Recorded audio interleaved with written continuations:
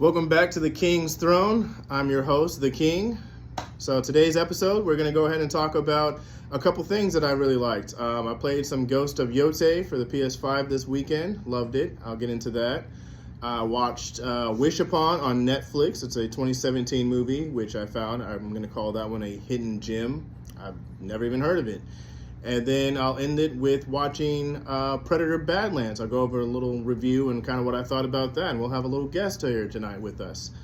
So I'm going to go back to Ghost of Yotei. I've been playing it for a good couple weeks now, trying to finish it up. It is a long game. I absolutely love it. The fighting, the action, the music, it's beautiful. It depends on what your style of fighting is in the game. You have a spear. You have a scythe with a chain and a ball at the end. You have a single sword. You have dual swords. And you have a long sword. And they call it a odachi. It's a very big sword. One of my personal favorites because I can bust through a lot of guards with that. You use each of these 5 different weapons to beat some of the other weapons. For instance, the scythe with the chain and ball at the end, you use that to beat a guy that has a shield. You use your spear if you want to get a little range and you want to beat some of the other guys that are wielding, I believe, a dual sword. So you just got to get into the feel of things. You hit different swords with spears. You have bow and arrow. You have a long bow and arrow. You have 2 different ones.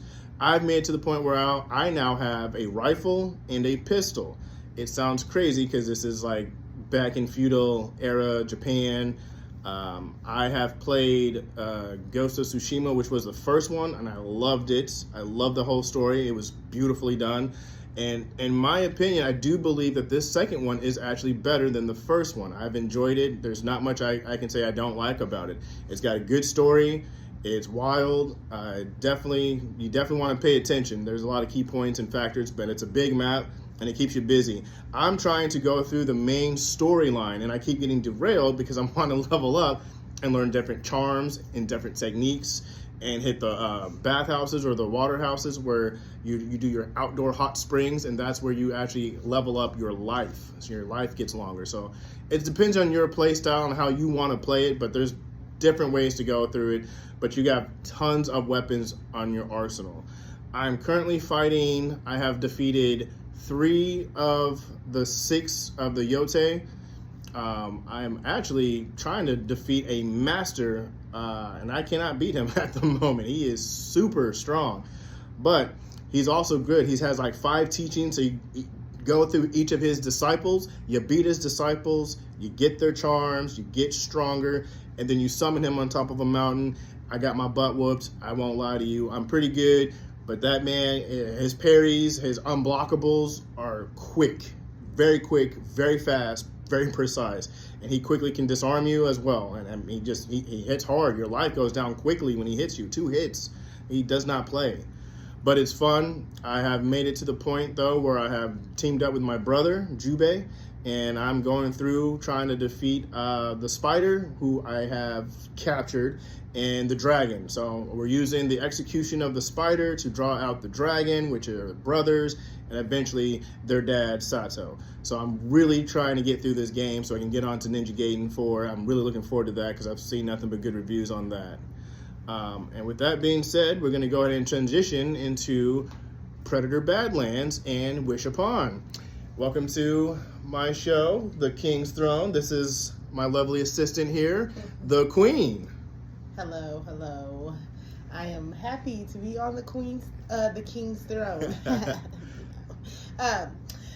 And I guess we're going to talk about Predator. Wish Upon. Wish Upon? Okay. We'll hit Wish that Upon is definitely a hidden gem. I would call it a mind-bending thriller.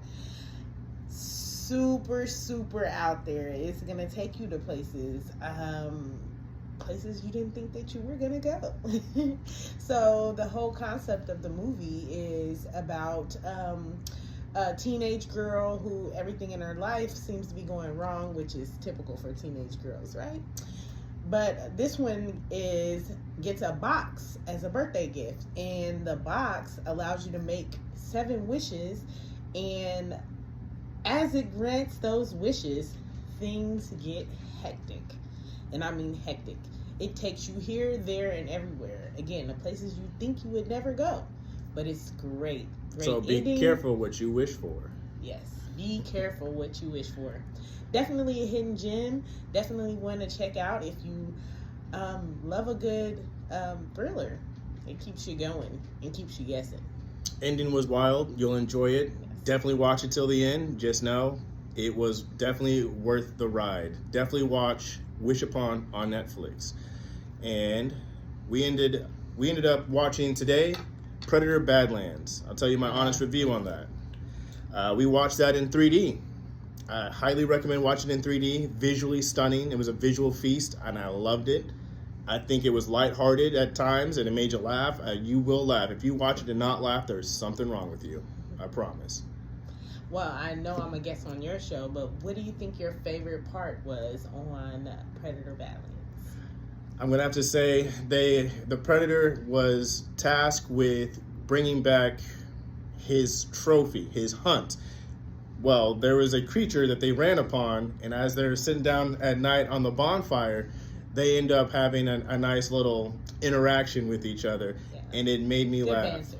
Good banter. It was hilarious. Yes, it was. I was in there cracking up. I feel like I was laughing too loud, but it just tickled me. That was definitely a good part of the movie.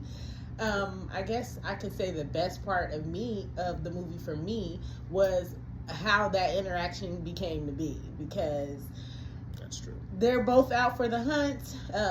Spoiler alert, they're both out for the hunt.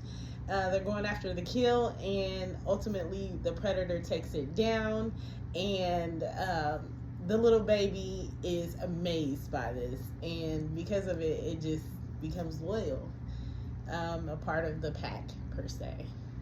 So I think that was the best part for me.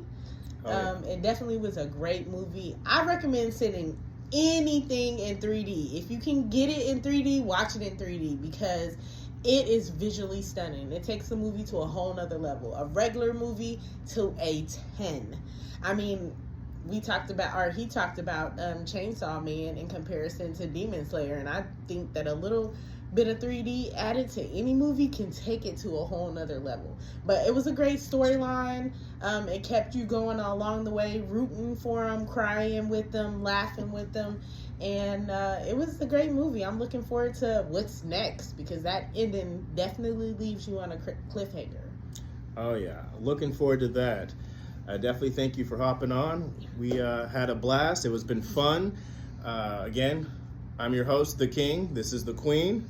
And we look forward to hearing what you got to say. Tell us what you thought of Predator Badlands. What did you think of Wish Upon, if you happen to see it? And anyone who's playing the Ghost of Yotei, let me know what you thought, or who was hard for you to fight. I love the interaction. Let me know. Leave a like in the comments below, subscribe, and follow. All right. Until next time.